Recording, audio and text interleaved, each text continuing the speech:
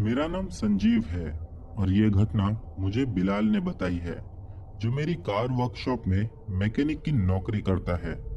बिलाल मेरठ उत्तर प्रदेश का रहने वाला है। वो जिस मोहल्ले में रहता था, उसी मोहल्ले में उसके कोई दूर के रिश्तेदार यूसुफ का परिवार भी रहता था। यूसुफ के 5 बच्चे थे, 3 लड़कियां जिन सब की शादी हो चुकी थी और 2 लड़के। बड़ा लड़का अपने परिवार के साथ मुंबई में रहता था और छोटे लड़के जिसका नाम वसीम था, उसकी शादी अभी नहीं हुई थी और वो रोजगार के लिए दुबई अपने किसी जानकार के यहाँ जाने वाला था। यूसुफ की बीवी को मरे कई साल हो चुके थे और उसके छोटे लड़के वसीम के दुबई जाने के बाद वो अपने बड़े से घर में अकेला रह जाने वाला था। वो भी बुढ़ापे में अकेला रहना मुश्किल बात है। वसीम के जाने के बाद यूसुफ ने सोचा, क्यों ना इस बड़े से घर को बेचकर वो अपने बड़े बेटे के यहाँ मुंबई चला जाए। पैसे भी मिल जाएंगे और बुढ़ापे में सहारा भी।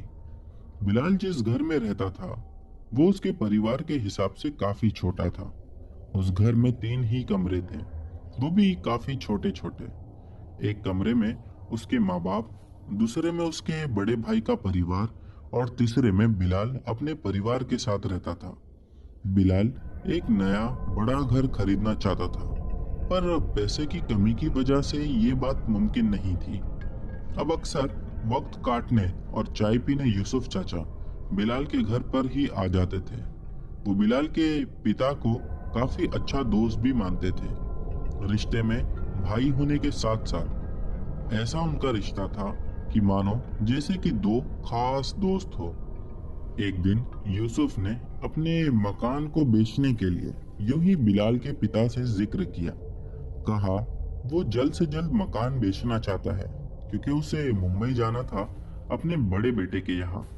फिर क्या था, बिलाल के पिता ने कहा, हम ले लेंगे आपका मकान, हमें वैसे ही बड़े मकान की जरूरत है और हम मकान की खोज में ही है। यूसुफ ने रिश्तेदारी और जान पहचान की कद्र करते हुए पैसे भी बहुत कम ही मांगे थे। बिलाल के पूरे परिवार को ये आइडिया सही लगा और एक ही महीने के अंदर वो यूसुफ से मकान खरीदकर उसमें शिफ्ट हो गए। यूसुफ चाचा मुंबई चले गए और उनका छोटा बेटा वसीम अब दुबई में नौकरी कर रहा था। हाँ, उस नए मकान में बिलाल के बड़े भैया और उनका परिवार नहीं गया था। वो पुराने घर में ही बने रहे क्योंकि अब उनके लिए वहां काफी जगह हो गई थी। लेकिन नए मकान में जाते ही बिलाल के साथ अजीब घटनाएं चालू हो गई। जैसे रात के समय कोई उसका बेड घसीट देता था या ऐसा लगता था कि छत पर कोई चल रहा हो। एक मनहूसियत और भारीपन सा हमेशा महसूस होता था। हर समय ऐसा लगता था कि कोई आसपास है। एक दिन जब बिलाल सुबह उठा तो उसने देखा उसके कमरे की एक दीवार खून के छींटे से भरी हुई थी। उसने आंख मसल कर दोबारा देखा तो अब वहां कुछ नहीं था। बिलाल को लगा कि शायद ये कोई आंखों की कमजोरी होगी, इसीलिए मुझे ऐसा दिखा होगा। पर उसे ऐसा रोज सुबह दिखने लगा। अब हद तो तब हो गई जब उसकी बीवी ने उसे एक दिन बताया कि उसको भी रोज सुबह उठने पर दीवार में खून के छींटे नजर आते हैं। उसने ये भी बताया कि रात में किसी के दर्द में कर्राने की आवाज सुनाई देती है। बिलाल के माँ बाप ने भी बताया कि उन्होंने भी कुछ अजीब सी चीजें महसूस की है। घर में अजीब अजीब आवाजें आती है, ऐसा लगता है कोई उन्हें हर पल देख रहा है और हमेशा ऐसा लगता है कि कुछ बहुत बुरा होने वाला है। बिलाल ने तुरंत एक जाने पहचाने और काफी बड़े मौलवी साहब को घर पे बुलवाया और मौलवी ने आते ही बताया कि यह घर बिल्कुल ठीक नहीं है। यहाँ किसी रूह का डेरा है और वो रूह काफी समय से यहीं भटक रही है। बिलाल ने यूसुफ चाचा को भी कॉल किया, पर उनका नंबर रिचार्ज न करवाने की वजह से बंद आ रहा था। उनका और कोई नंबर या एड्रेस भी नहीं था। इधर अच्छी बात ये थी कि मौलवी साहब ने बताया कि वो इस रूह से छुटकारा दिला सकते हैं। उन्हें 3 रात इस घर में अकेले तंत्र क्रिया वगैरह करनी होगी। लेकिन तब तक इस घर में रहना बिल्कुल भी सही नहीं होगा। बिलाल अब थोड़ा सा सामान लेकर अपने पुराने घर में आ गया और बाकी सामान वहीं नए घर में छोड़ दिया, क्योंकि उसने ये सोचा कि 3-4 दिन की ही तो बात है। मौलवी साहब अगली रात एक मुर्गा लेकर बिलाल के नए घर में गए। वहां क्या करा उन्होंने रात भर ये पता नहीं। अगले दिन बिलाल उनके पास गया। वो उन्हें एक नया मुर्गा देने गया था, क्योंकि मौलवी साहब ने ही मुर्गा मंगाया था। मौलवी साहब ने बताया कि बस 2 रात और लगेगी और फिर सब ठीक हो जाएगा। दूसरी रात भी बीत गई। अगले दिन बिलाल फिर मौलवी साहब को मुर्गा देने गया, पर वहां जाकर पता चला कि मौलवी साहब अभी वहां नहीं थे। तो वो मुर्गा मौलवी साहब के लड़के को पकड़ाकर काम पर चले गया। शाम को काम से आते समय बिलाल ने देखा कि मौलवी साहब के घर के बाहर भीड़ लगी हुई थी। मौलवी साहब घर पर पहुंचे ही नहीं थे रात से। बिलाल एकदम घबरा गया। उसे लगा कहीं मौलवी साहब को उसके नए घर में कुछ हो तो नहीं गया।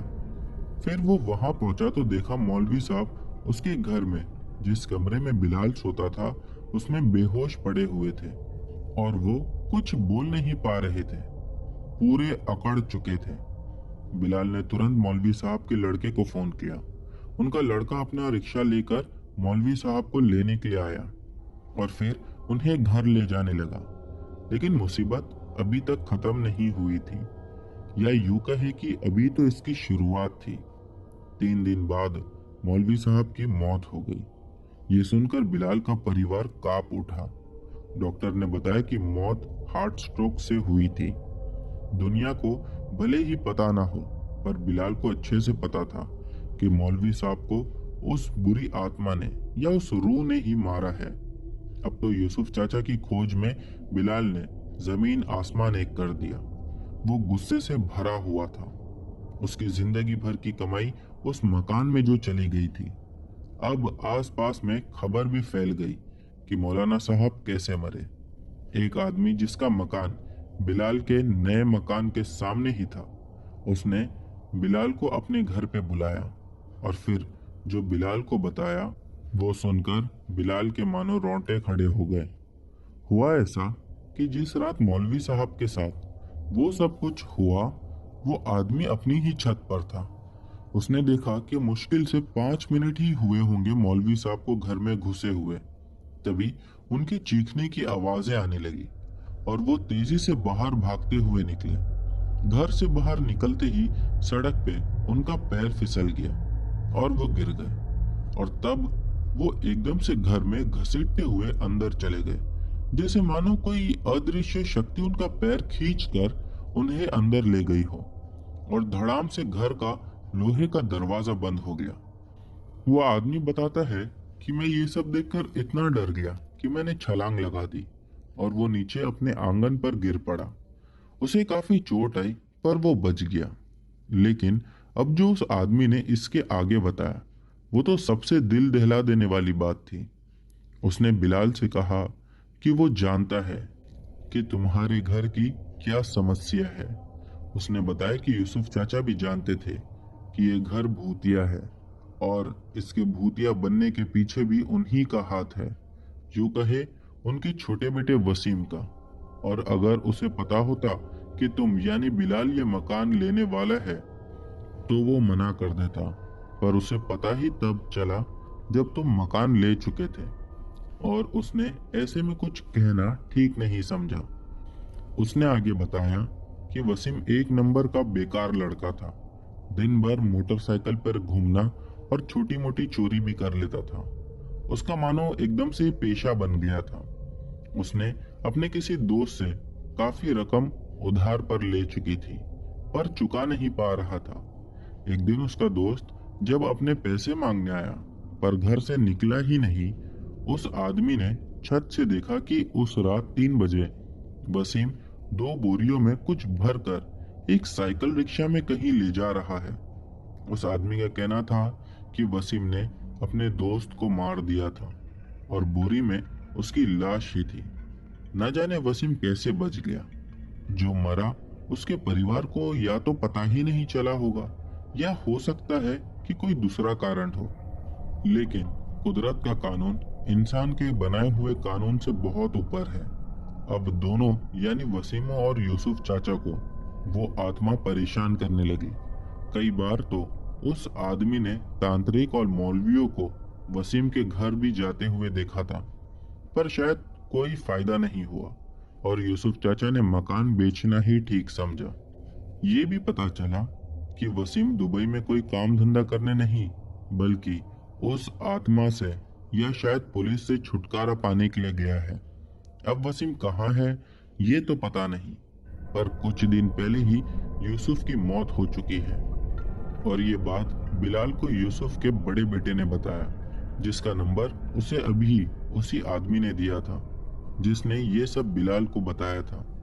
बिलाल ने बताया कि इस सब के जानने के बाद वो कभी उस घर में वापस नहीं गया, यहाँ तक कि अपना सारा सामान तक वहीं छोड़ दिया और वापस अपने पुराने घर में रहने के लिए चला गया।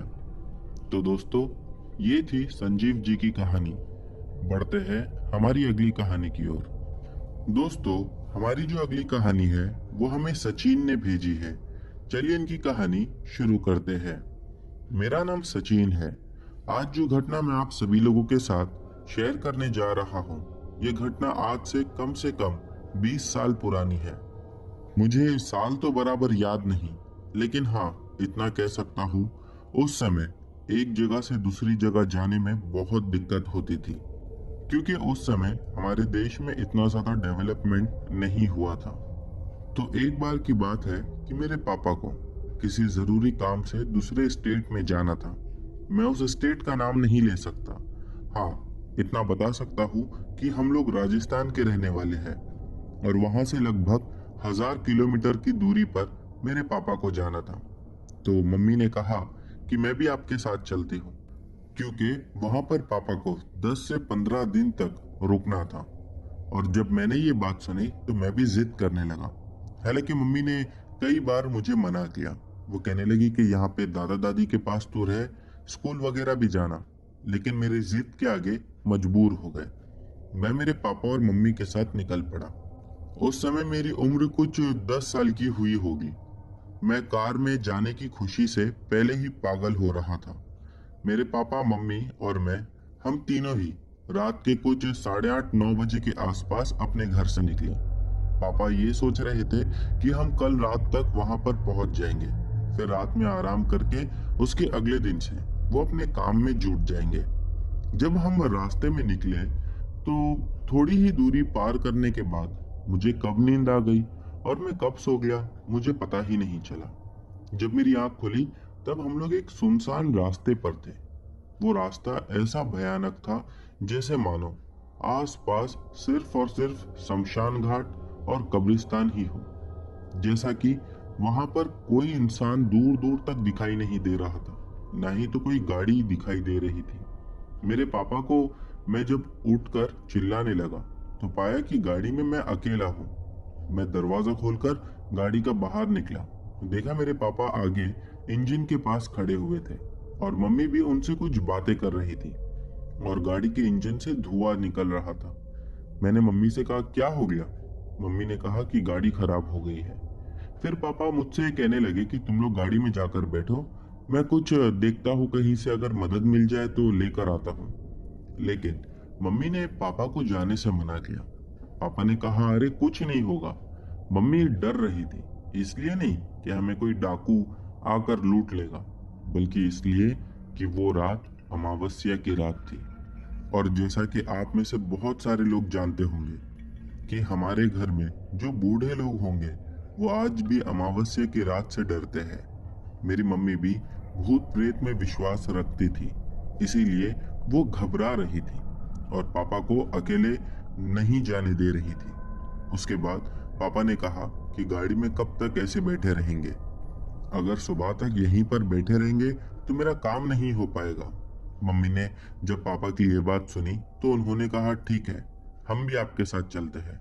लेकिन पापा नहीं मान रहे थे। उसके बाद पापा ने जिद किया और मुझे और मम्मी को गाड़ी में बिठा दिया। फिर पता नहीं वो कहीं चले गए। दूर तक तो मैं पापा को जाते हुए देख रहा था, लेकिन रात के अंधेरे में पापा कहाँ गायब हो गए पता ही नहीं चला। हम उसी गाड़ी में बैठकर पापा का वेट कर रहे थे। लगभग आधे पौने घंटे के बाद मेरी मम्मी को ऐसा लगा जैसे कि गाड़ी के पीछे कोई खड़ा हुआ है। मम्मी ने बहुत बार देखने की कोशिश की, लेकिन पीछे कोई दिखाई नहीं दे रहा था। मैंने मम्मी से कई बार पूछा, क्या हुआ, आप बार बार पीछे क्यों देख रही हो? तो मम्मी ने कहा कि कुछ नहीं, क्योंकि पापा तो सामने की ओर से गए हुए थे, तो पीछे से नहीं आ सकते थे। इसी के साथ साथ मैंने एक और बात देखी कि मेरी मम्मी उस समय बहुत ज्यादा घबराए हुए थे, जैसा मानो उन्हें किसी चीज का डर सता रहा था। उसके बाद मैंने मम्मी से कहा कि मम्मी, अब बिल्कुल चिंता मत करो, पापा आ जाएंगे, आप बताओ क्या हुआ। मम्मी ने इसके बाद भी मुझसे कुछ नहीं कहा। अभी बस मैं ये बात कर ही रहा था कि उसके बाद हमें एक आवाज सुनाई दी। वो आवाज ऐसी थी जैसे कि कोई अपने नुकीले नाखून से गाड़ी को खुरच रहा हो। जब मैंने ये आवाज सुनी तो मैं गाड़ी का दरवाजा खोलने लगा, लेकिन मम्मी ने तुरंत मेरा हाथ पकड़ लिया। कहने लगे, बाहर जाने की कोई जरूरत नहीं है। मैं चुपचाप अंदर बैठा रहा, लेकिन मैं मम्मी को बार बार पूछ रहा था ये आवाजें कहाँ से आ रही है। कभी वो गाड़ी के दाहिने ओर से आती तो कभी बाएं ओर से आती और कभी पीछे से आती, लेकिन हाँ, सामने से एक बार भी वो आवाज नहीं आई। मम्मी मेरी उस समय इतना ज्यादा डरी हुई थी कि वो डर के मारे कांपने लगी।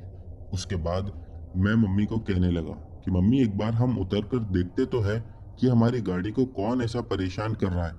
लेकिन मम्मी मुझे उतरने नहीं दे रही थी। इतना अभी चल ही रहा था कि अचानक से ऐसा महसूस होने लगा कि गाड़ी को कोई पीछे से धक्का दे रहा है और गाड़ी सचमुच अब आगे बढ़ रही थी। हमें तो गाड़ी का कुछ आता नहीं था। हम गाड़ी को रोकते तो कैसा रोकते, पता नहीं उस समय पापा ने हैंड ब्रेक लगाया था या नहीं लगाया था, लेकिन गाड़ी आगे जा रही थी। और फिर धीरे धीरे हमें महसूस होने लगा कि गाड़ी अब तेजी से आगे जा रही थी। मैंने मम्मी को कहा कि मम्मी, क्या हो रहा है? हम दोनों वैसे तो पीछे की सीट पर बैठे थे। कुछ ही पल में मानो अब ऐसा लगने लगा कि जैसा कि गाड़ी की ड्राइविंग सीट पर कोई बैठा हुआ है। और अभी ये सब चल ही रहा था कि सामने से हम लोगों ने पापा को आते हुए देखा। जब पापा ने गाड़ी को उनकी ओर जाते हुए देखा तो वो भागते हुए गाड़ी की तरफ आने लगे। उन्हें लग रहा था कि क्या पता गाड़ी चालू हो गई या मेरी कुछ शरारत की वजह से गाड़ी अपने आप आगे बढ़ रही है। जब पापा आकर गाड़ी के पास रुके तो पापा पसीने में नहाए हुए थे और उन्होंने गाड़ी रोकते साथ पहला सवाल ये किया कि गाड़ी आगे कैसे जा रही थी। मम्मी ये सुनना था कि रोने लगी और उन्होंने उसी समय मेरे ही सामने सारी बात पापा को बताई। उस समय मुझे समझ में आया कि मम्मी क्यों बार बार पीछे देख रही थी। पापा ने जब ये बात सुनी तो वो भी घबरा गए। फिर वो मम्मी से कहने लगे कि आगे मैं बहुत दूर तक पैदल चल कर गया, लेकिन आगे कुछ नहीं था। उसके बाद मम्मी पापा से कहने लगी कि अब तुम गाड़ी में ही बैठो और यहीं पर हम लोग सुबह होने का इंतजार कर लेंगे, और अब तुम्हारा बाहर जाना बिल्कुल भी ठीक नहीं है। पापा ने भी ये बात सुनी मम्मी से और कहने लगे कि ठीक है, मैं यहीं पर बैठा रहूंगा। कुछ समय बीता ही था कि दोबारा वैसी आवाजें आने लगी। पापा जब दरवाजा खोलकर मेरी ही तरह बाहर निकलने लगे तो मम्मी ने मना किया, और उसके बाद मम्मी ने हम दोनों से कहा कि सभी लोग अपने मन में भगवान को याद करो। हम वही करने लगे और मम्मी भी वैसे ही भगवान का नाम जप रही थी। कुछ ही पल में मानो वो आवाजों का आना बिल्कुल बंद हो गया। उसके बाद हम तीनों ही पूरी रात उसी कार में डरे हुए बैठकर निकाले। फिर कुछ ही समय के बाद सुबह सूरज निकल ही गया और फिर पापा ने मदद ली, गाड़ी रिपेयर की और उसके बाद हम तीनों ही वहां से आगे निकल पड़े। उस रात क्या हुआ, कैसे हुआ, मैं वो सब नहीं जानता, लेकिन हाँ, उस दिन एक बात समझ में आ गई थी कि बुरी शक्तियां चाहे जितनी भी ताकतवर हो, लेकिन भगवान के आगे वो कुछ नहीं कर सकती। तो दोस्तों, ये थी सचिन जी की कहानी, जो कि उनके ही साथ एक आप बीती थी। बढ़ते हैं हमारी अगली कहानी की ओर। मेरा नाम बॉबी यादव है और मैं उन्नाव बालाजी एमपी का रहने वाला हूँ। ये किस्सा जो मैं सुनाने जा रहा हूँ ये किस्सा 2012 का है, जो मेरे और मेरे एक दोस्त जिसका नाम शिवम पाल है, हम दोनों के साथ ये घटा था। उस समय हम दोनों ने स्कूल खत्म किया था और कोई काम ढूंढ रहे थे कि तभी हमें पता चला कि हमारे ही गांव से कुछ 6 किलोमीटर दूर गैस लाइन का 4 एकड़ का जमीन है और उसमें काफी कमरे बने हुए हैं और मशीनें भी हैं। वो एरिया चारों तरफ से दीवारों से घिरा हुआ है और उसमें एक बहुत ऊंचा टावर भी लगा हुआ है। तो हम दोनों को वहां पर सिक्योरिटी गार्ड का काम मिल गया। वहां पर पहले से ही 2 गार्ड काम करते थे, लेकिन एक गार्ड कुछ दिनों पहले ही लापता हो गया था और दूसरा गार्ड भी वहां काम नहीं करना चाहता था। फिर हम दोनों को वो जॉब मिल गई, तो हम दोनों बहुत खुश थे। मैं आपको एक बात और बताना चाहता हूँ कि वो एरिया चारों तरफ से खेतों और झाड़ियों से घिरा हुआ था, लेकिन आसपास के सारे किसान सूरज ढलते ही मानो वो खेत छोड़कर अपने अपने घर निकल जाते थे। रात में उधर कोई भी आदमी नजर नहीं आता था।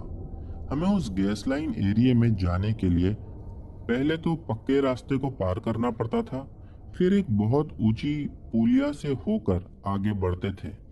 पुलिया से ही कच्चा रास्ता शुरू होता था और उस पुलिया से लगकर ही एक बड़ा बरगद का पेड़ भी था और वहां से करीब 500 मीटर चलकर हमारी ड्यूटी का एरिया आता था। काम पर आते हुए हम दोनों को लगभग 2 दिन हुए थे कि एक शाम में उस एरिया के फ्रंट पर लोहे का बड़ा गेट लगा था। उसके बाहर बैठा हुआ था और मेरा दोस्त शिवम अंदर था। तभी 2 किसान हमारे पास आए और बोलने लगे कि बेटा, रात पर यहाँ पर मत रुकना, यहाँ पर बहुत खतरा है। वो दोनों कुछ बोलना चाहते थे, मगर पता नहीं क्यों कुछ ज्यादा नहीं बोले। वो जाते जाते बस इतना बोले कि बेटा, जान प्यारी है तो ये काम छोड़ दो, या फिर इधर रात में बिल्कुल मत रुका करो। और फिर वो दोनों ही वहां से चले गए।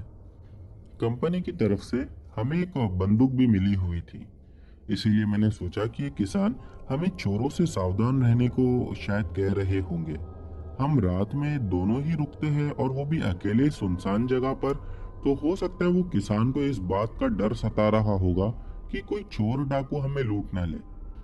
फिर मैं ये सोचने लगा कि बंदूक भी शायद कंपनी ने हमें इसीलिए दी है कि अगर चोर डाकू से सामना हो जाए तो उन्हें हम डरा सके। उस समय फरवरी का महीना शायद था, इसीलिए थोड़ी ठंड भी थी और अंधेरा भी जल्दी ही हो जाता था। एक दिन मैंने अपने दोस्त शिवम को बोला कि भाई, मैं कल दोपहर को एक शादी में जा रहा हूँ और 2 दिन बाद आऊंगा, इसीलिए तुम अपने किसी दोस्त को रात में ड्यूटी पर साथ लेकर चले जाना। अकेले मत जाना, क्योंकि उधर जंगली जानवरों का भी खतरा हो सकता है। तो शिवम बोला कि ठीक है भाई। फिर उसी शाम मैं खाना खाकर और शिवम के घर से उसके लिए रात का खाना लेकर ड्यूटी पर जा ही रहा था कि जैसे ही मैं उस पुलिया के पास पहुंचा तो मुझे बड़ी अजीब सी मनहूसियत महसूस होने लगी। फिर मैं आगे बढ़ने लगा कि मुझे कुछ बिल्लियों का रोना सुनाई दिया, तो मुझे डर लगने लगा। जैसे ही मैं उस बरगद के पेड़ के नीचे से गुजर ही रहा था तो मुझे किसी की गुर्राहट की आवाज सुनाई दी। पेड़ के ऊपर से वो आवाज आ रही थी। फिर मैंने अपनी टॉर्च पेड़ पर मारी तो मैंने देखा कि उस पेड़ पर करीब 12 से 14 बिल्लियां बैठी हुई थी और वो सभी काले रंग की थी। उनमें से कोई रो रहा था तो कोई चिल्ला रहा था। फिर मैं जैसे ही आगे बढ़ने लगा कि कहीं से एक बिल्ली आई और मेरे पैर से लिपट गई। उस समय मैं साइकिल पर था तो मेरा बैलेंस बिगड़ गया और मैं नीचे उतर गया और खाने का जो सामान मेरे पास था, डब्बा, वो नीचे गिर गया था। उस दिन डब्बे में मीट रखा हुआ था, साथ में चटनी और रोटियां भी थी। फिर मैंने वही बची हुई रोटियां उठाई और आगे बढ़ गया। फिर जैसे ही मैं उस लोहे के गेट के पास पहुंचा तो उधर शिवम बैठा हुआ था कुर्सी पर। मैंने उसे सारी घटना बताई। वो बोला कोई बात नहीं, मैं रोटी और चटनी दोनों ही खा लूंगा। करीब 10 बजे मैं सो गया और शिवम बाहर टहल रहा था। फिर शिवम ने मुझे सुबह बुलाया और बोलने लगा कि यार, जब मैं रात में बाहर टहल रहा था तो मुझे कुछ अजीब सा लग रहा था। मैंने देखा कि 4-5 बिल्लियां उस लोहे के दरवाजे के बाहर खड़ी होकर रो रही थी। फिर मैंने पत्थर मारकर उन्हें भगा दिया। मैंने उसकी ये बात तो सुनी, लेकिन इस पर कोई जवाब नहीं दिया और मैं अपनी बात उससे कहने लगा कि भाई, मैं आज दोपहर को शादी में जा रहा हूँ और 2 दिन बाद आऊंगा, तो अपना ख्याल रखना। शिवम ने कहा ठीक है, तुम जाओ, मैं यहाँ सब संभाल लूंगा। फिर उसी रात शिवम अकेले ही ड्यूटी पर चला गया और रूम में जाकर सो गया। करीब 1 बजे बिल्लियों की रोने की आवाज उसे सुनाई दी और उसकी आंख उसी वजह से खुल गई। तो वो एक डंडा लेकर बाहर निकला। फिर उसने देखा कि गेट के सामने वाले रास्ते पर कुछ बिल्लियां जा रही है और वो सभी बिल्लियां उस पुलिये की तरफ जा रही थी। पता नहीं क्यों वो इतना चीख चीख कर रो रहे थे, जैसा कि वो शायद शिवम को ही सुनाना चाह रहे हो। वो बरगद का पेड़ और वो पुलिया 500 मीटर ही दूर था। तो शिवम ने देखा कि बरगद के पेड़ के नीचे कुछ औरतें एक घेरे में खड़ी है और बीच में आग जल रही है। शिवम को कुछ अजीब लगा और उसने सोचा कि शायद किसान लोग ही होंगे, रात में खेत को देखने आए होंगे या पता नहीं कुछ काम होगा। उन औरतों को देखकर वैसे कुछ अजीब सा ही महसूस हो रहा था। सभी औरतें आग जलाकर बैठी हुई थी। वो आगे बढ़ने लगा। जब वो उनके कुछ पास गया तो उसने देखा कि वो सभी किसी जानवर का वहां पर मांस खा रही थी और वो सब के सब बहुत ही भयानक दिख रही थी। उन सब के लंबे लंबे बाल थे और कुछ डरावना सा पहनावा पहन रखा था और कुछ अलग ही भाषा में बात कर रहे थे, जो कि समझ पाना नामुमकिन था। तभी एक चुड़ैल ने उस जानवर के सीने में अपना हाथ घुसाया और उसका दिल निकाल लिया और उसे खाने लगी। उसे देखकर शिवम जोर से चिल्लाया और अपने गेट की तरफ भागने लगा। उसने सोचा कि ये भगवान, ये मेरा सपना ही हो तो अच्छा है। फिर उसने देखा कि एक चुड़ैल उसके ही साथ भाग रही थी।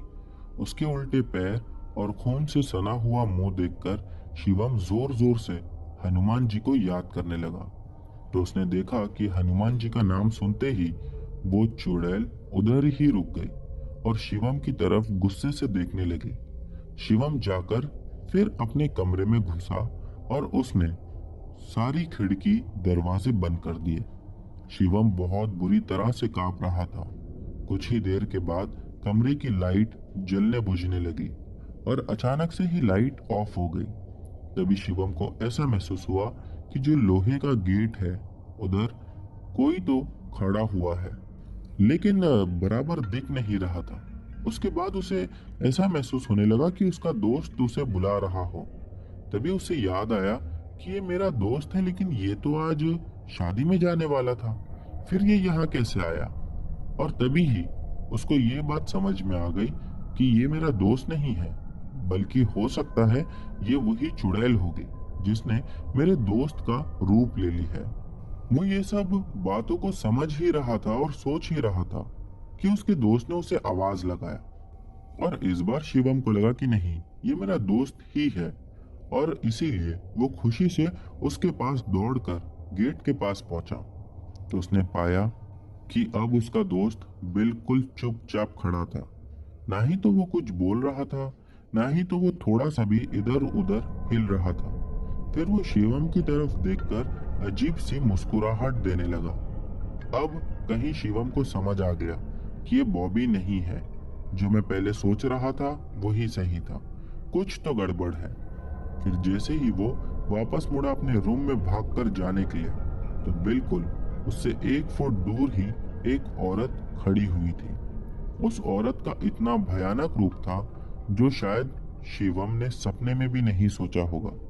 वो अपनी गर्दन को कभी दाएं घुमाती तो कभी बाएं। उसकी आंखें बिल्कुल बिल्ली की तरह चमक रही थी। फिर वो शिवम की तरफ बढ़ने लगी तो शिवम लोहे के गेट को खोलकर बाहर भागा। शिवम उस समय उसी कच्चे वाले रास्ते की तरफ भाग रहा था जहां से 2 किलोमीटर की दूरी पर गांव था। सोच रहा था कि मैं किसी तरह गांव पहुंच जाऊं तो फटाफट किसी के भी घर के अंदर चला जाऊंगा। वो जी जान से भाग रहा था कि जैसे ही वो उस बरगद के पेड़ के नीचे पहुंचा, उसने देखा कि पेड़ की डाली पर कुछ चुड़ैलें उल्टी लटक रही थी और नीचे लटकते हुए उनके जो बाल थे वो जमीन तक टच हो रहे थे। वो इतने भयानक लग रहे थे कि जिसकी हद नहीं। तभी किसी ने पीछे से उसके कंधे पर हाथ रखा, तो जैसे ही वो पीछे मुड़ा, डर के मारे नीचे गिर पड़ा। एक चुड़ैल जो कि पूरी जली हुई थी उसके पास आई और बोली, आज मैं तेरा कलेजा खाऊंगी, जैसे मैंने कुछ दिन पहले ही तेरे जैसे यहाँ काम करने वाले एक आदमी को मार कर खाया था। ऐसा सुनते ही शिवम के तो मानो पैरों तले जमीन खिसक गई थी। फिर कुछ चुड़ैलों ने उसको घेर लिया और उसके ऊपर कुछ पानी का छिड़काव किया और जोर जोर से हंसने लगी। पता नहीं वो पानी क्यों डाले थे वो लोगों ने। शायद वो शुभम को जगाना चाहते थे या शुभम को होश में लाना चाहते थे, पता नहीं। फिर शिवम को कुछ बेहोशी सी दोबारा होने लगी और उसकी आंख बंद होने लगी। फिर उसने महसूस किया कि कोई हाथ उसकी छाती की तरफ आ रहा है। शिवम ने सोचा कि आज मेरी मौत पक्की है, कि तभी उसने देखा कि जिस चुड़ैल ने उसकी छाती की तरफ हाथ बढ़ाया था वो चुड़ैल छटपटाने लगी और उसमें आग लग गई। कुछ ही सेकंड में वो पूरी जल के राख खाक हो गई। फिर शिवम को याद आया कि उसके गले में एक हनुमान जी का लॉकेट है। फिर शिवम खड़ा हुआ और उस लॉकेट को हाथ में लेकर आगे किया। तभी सारी चुड़ैलें चिल्लाकर इधर उधर भागने लगी। फिर वो जोर से वहां से भागने लगा कि तभी जैसे ही वो कच्चे रास्ते से पक्के रास्ते पर आया तो उसने पाया कि एक आदमी जिसकी शक्ल अजीब सी थी। उसने शिवम को कहा कि वो सब चुड़ैले हैं, तुम उस गांव की तरफ भागो, अगर जान बचानी है तो वही एक रास्ता है। शिवम ने पीछे मुड़कर देखा तो वो आदमी वहां नहीं था, लेकिन पीछे वही चुड़ैले भाग रही थी। फिर वो भागकर उस गांव में पहुंचा और पहुंचकर पहला दरवाजा खटखटाया। कुछ समय बाद उस घर में से कुछ लोग बाहर निकले और लोग जब इकट्ठा होने लगे गांव के, तो शिवम ने सारी अपने साथ घटी घटना उन लोगों को बताई। सब लोग फिर जागते रहे और कुछ ज्ञानी लोगों ने उसको बताया कि वो पेड़ और वो पुलिया दोनों ही बहुत भयानक है और वहां आत्माओं का वास है। उधर कई लोगों की रहस्यमयी मौत हो चुकी है। फिर मेरा दोस्त शिवम वहीं सुबह तक बैठा रहा। जब सुबह हुई तब वो जाने लगा तो उसने उस घर में से एक फोटो देखी। वो देखने के बाद उसने उसी घर के एक मेंबर से पूछा कि ये कौन है, इन्होंने ही तो रात में मुझे इस गांव का रास्ता बताया था।